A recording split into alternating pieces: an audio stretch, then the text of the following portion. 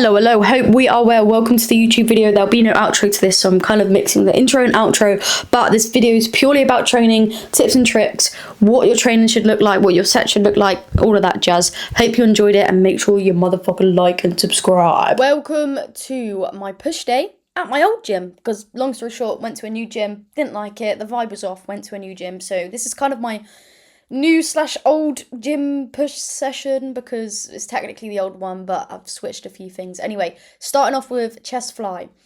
Every single rep that you do cannot be rushed. First thing, do not fucking rush it. The more pain, the better the gains, mate. I know it's cringe, but it's literally facts. This movement here is kind of just like a warm-up movement for me. Don't get me wrong, I treat it like a working set and a movement that will help me build muscle, but it's also preparing me for my incline press, because I personally don't like going straight to compound movements. It depends what compound movement, but for any kind of pressing movements, I like to warm up, just because I never used to. And then I did something weird to my shoulder, couldn't do any pressing movements for about 6 months, and now I'm back to it. But incline bench press, you can tell I ain't very fucking happy about this set. I don't know, I just wasn't feeling it. And then as soon as I whacked the dumbbells up, it felt great. But it's really important when you do any type of press, or even shoulder press as well, that you kind of flick the dumbbells up properly. I like to just do it one leg at a time. I like to just bounce it up one leg at a time. I just do it on my left first, but it's really, really, really important that you learn how to start the movement correctly and end it as well, and also perform the movement correctly. And the only way you're going to be able to do that is learn, and also time, but also not ego lifting. I used to ego lift all the time and wonder why I got a bloody shoulder injury a couple years ago. Anyway, drop set here. The reason I do drop sets is just for the intensity, really, and as well time. So 4 kilos to failure, and then 3 kilos to failure, and I just whack out some partials as well.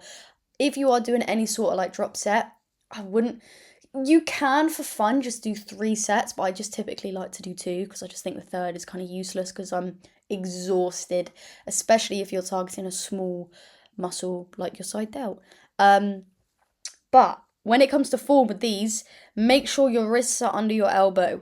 That was a big thing with me at the start. I found it super hard, but again, time and time, you're going to fail, but as long as you keep going and take pointers from this video or other videos, just keep learning, and then you get fucking wham. But if you want to have that wider look, definitely add these into your routine, 100%.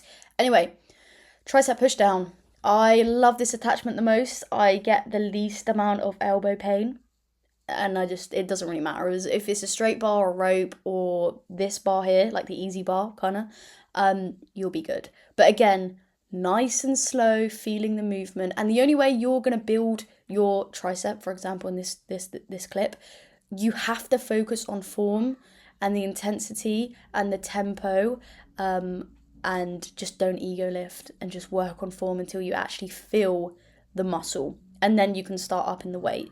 But even myself, sometimes I lift fairly light weights just to make sure I do feel the exact muscle. But again, that comes with time. You're not just going to get it and be flying within like the first month of training, or the first month of being consistent again. Another big mistake a lot of people do, including myself, is I always used to perform push down movements for my triceps. Now it's really important that you also do overhead stuff. So this is a skull crusher. Again, it helps with my elbow a lot as well, and also the full development of your tricep. I always did push down stuff expecting to get bigger triceps, but I was missing out because I wasn't doing overhead stuff as well. But remember, if you cannot perform these movements, that's okay. You need to perform one thing at a time, get better at that, tick it off, and then progress. If that's machine stuff first, I would recommend, and then dumbbell, and then go up to cable, and then barbell, and then just, test the waters of some exercises. If you don't like X, Y, and Z, don't fucking do it. Do you know what I mean? You need to remember, you need to enjoy the process as much as possible.